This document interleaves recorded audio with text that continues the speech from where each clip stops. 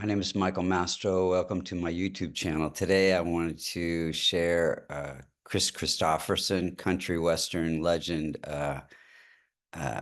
chart. May he rest in peace, passed away recently. If you look to the eastern horizon, you would see the constellation associated with Libra rising at 17 degrees using Vedic sidereal zodiac, not Western tropical zodiac. And again, we're looking at the rising sign, not the sun sign. So first, we're going to see how the planets are operating, and then we'll look at to see when they're operating and what could be done to strengthen the chart. So first, Sun is ruling the house of income. It is placed in the house of good fortune, and it is afflicted by Ketu, a planetary node of the moon. So it is weak. And a weak sun can indicate digestive issues and heart issues. He did have a bypass. And so the indicators for Sun is a leader. He is a lead. He has leading acting roles and singing roles. And then Moon, and his career did get off to a slow start. So that's the indication of a weak sun. Moon is ruling the career house, which makes him compassionate and empathetic in his roles, acting roles, and in his singing. So he's relatable. Mars is ruling the marriage house. It is just slightly weak, under 5 degrees. He needed that for marriages. Then there's challenging Mercury. Mercury, any multicona sign, 1, 4, 5, 6, 7, 9, and 11, in the 6th, 8th, or the 12th Dusana challenging houses can cause some challenges. So Mercury is sitting in the 8th house of research and ruling the 12th house of separation, the ability to separate from who he is to play many roles in his acting career, and a country western singer, and a father, and a husband. So yeah, give him really ability to research these parts that he plays. And it does afflict the 8th house of challenges, and the 2nd house, which has to do with stability in the marriage. So and the 12th house has to do with addiction. So he struggled with alcohol, drug addiction much of his life. And Jupiter is ruling the house of success and performing arts, placed in the house of wealth. So connects his wealth and fame to his ability to act and sing. And then, yeah, and the 2nd house is singing. So then we have weak, afflicted by Ketu, Venus. Venus is at 6 degrees and Ketu is at 10. So it's within a 5-degree orb of affliction. And Venus is the representative of wife. So again, for marriages, Ketu has to do with stress and inflammation and endings. Let's see here. Venus also is ruling the chart, and it does have to do with health and personality. And Venus in the first, ruling the 1st house, often gives good looks. So he's quite handsome, and yeah.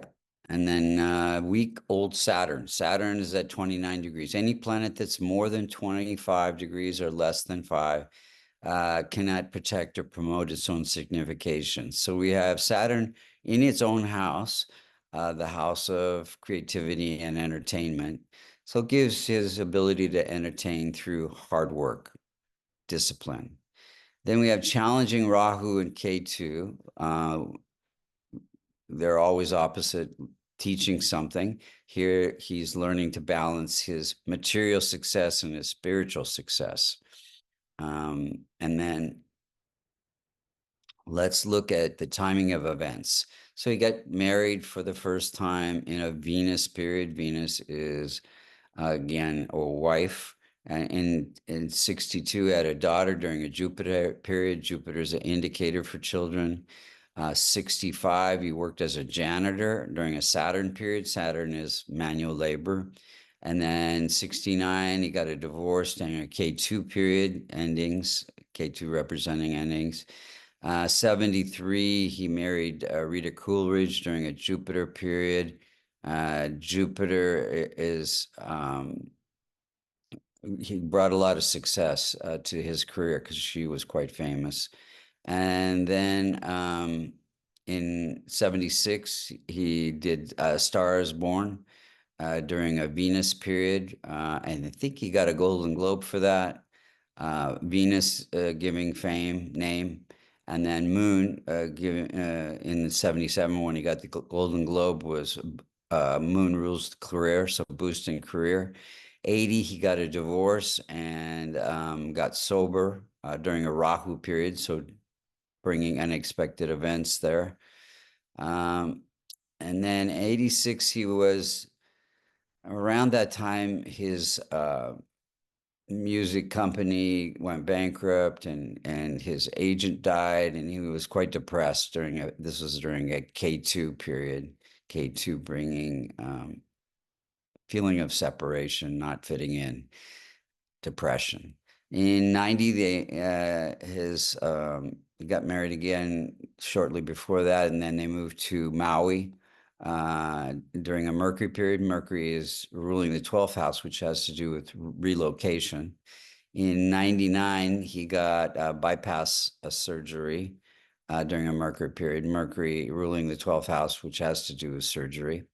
In September 28th of 24, he died during a Jupiter-Mars period. And if you look to the transit chart on the left, the circular chart, the inner circle is where the planets were when he was born, just like the square chart next to it.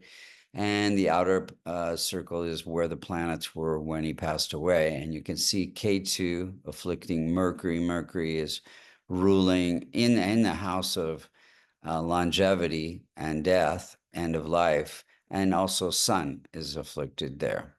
And Rahu and Ketu are just slightly within the 5-degree orb, afflicting the 6th house of health, the 8th house of death-like experiences, and the 12th house of end of life. What could be done to strengthen the chart? Well, he was involved in a lot of charities. He did live to 88 years old, so good lifespan. And he did do some things for children, which is the remedy for a functional malefic Mercury. But the rest of the planets could be strengthened by my favorite remedy, a kavash, which is a silver locket containing the Devata, yantras, and mantras for his benefic planets. If you'd like to get a kavash, get a reading, or learn Vedic astrology, you can go to vastucreations.com. Thank you so much for listening. And may condolences to Kris's family, and may he rest in peace.